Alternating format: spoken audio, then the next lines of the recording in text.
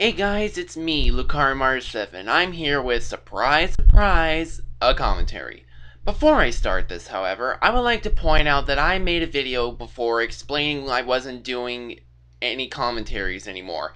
But apparently Guptil really made me drop the ball on my oath because of his stupid video. So, in the meantime, enjoy what I have to say in this video, and hopefully, I won't have to do this anymore. Let us begin.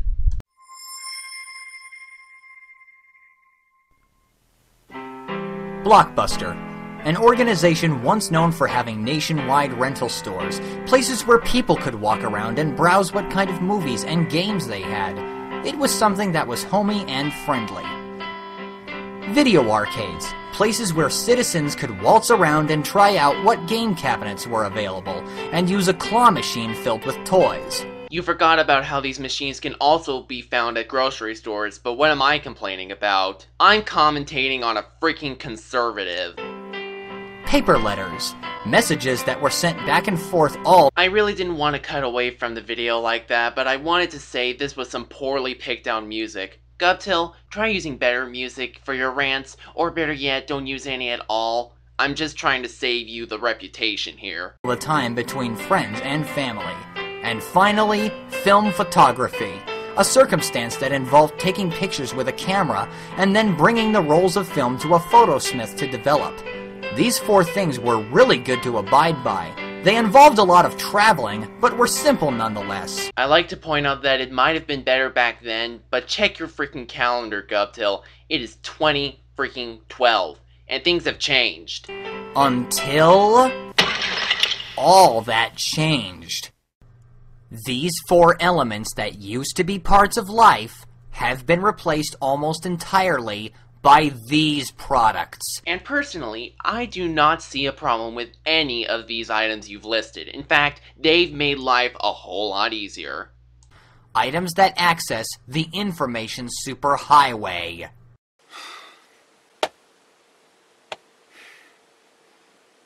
I really don't want to sound preachy, and make it sound like I am repeating what I already thought about the current World Wide Web. Well, spoiler alert, you repeat yourself quite a bit in this video, just like in your video on the unimportance of change.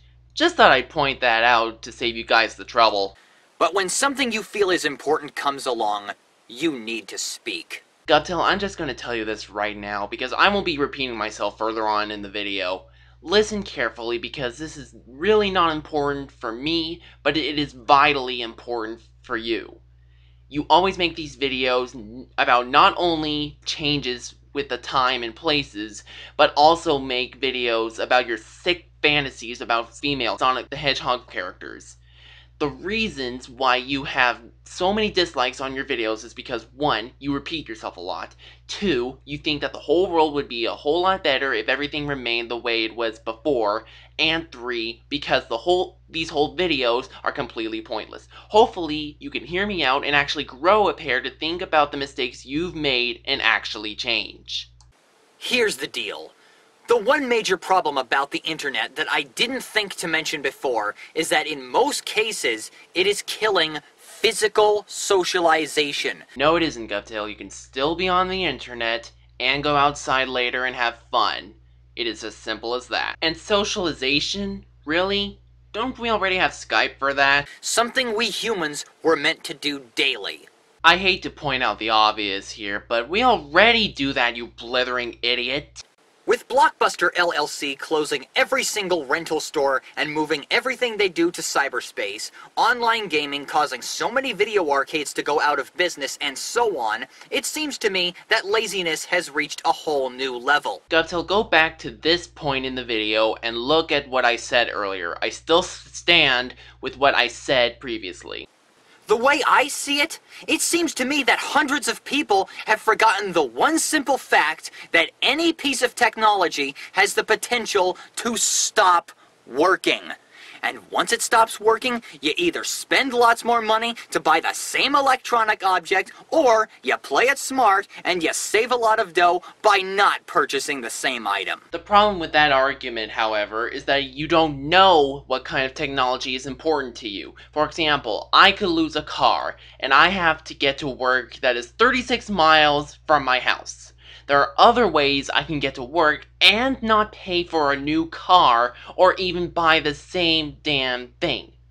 You can ask a neighbor to chauffeur you to work, as an example. See, it's not that freaking hard. And power outages also play a part in electronics failures. But what the heck was that all about? I mean, was that really necessary?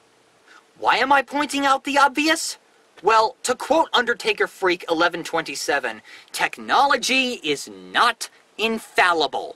It's never perfect. It never lasts forever. See, if you take the time to think about it, do you really need such high-tech stuff that in the old days only the military used? Okay, so technology isn't so perfect. But guess what? According to survey, technology will gradually escalate to be much more perfect as time goes on.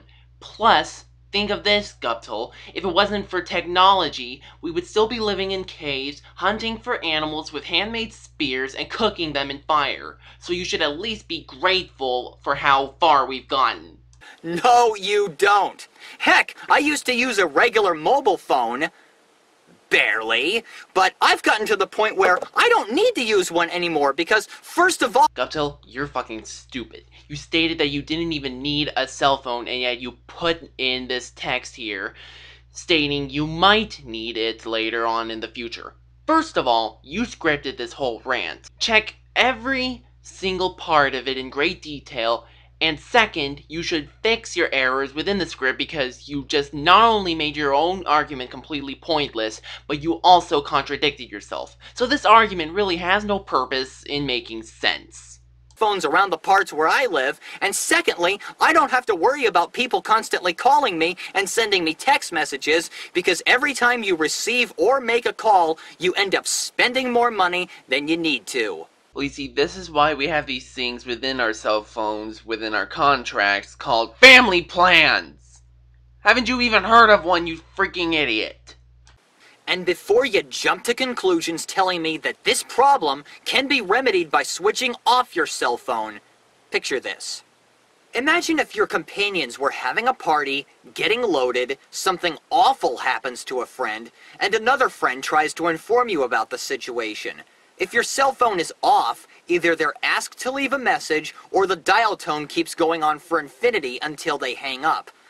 They'd be pretty unhappy, don't you think? Then what would happen if your friend dies or whatever, and some other friend tries to call you?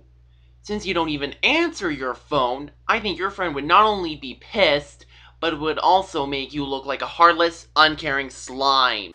The only people I can think of who would need something as expensive as an iPhone are important people, like a leader of a country or a fireman or policeman.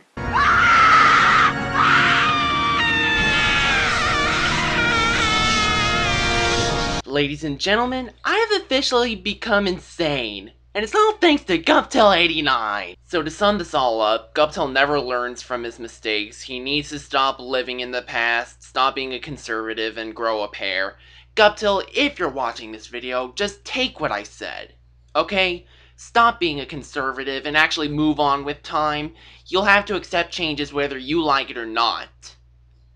So now with that being said, this is LucariMeyer7 reminding you to keep it cool. Stay tuned for Yet It Moves Part 5.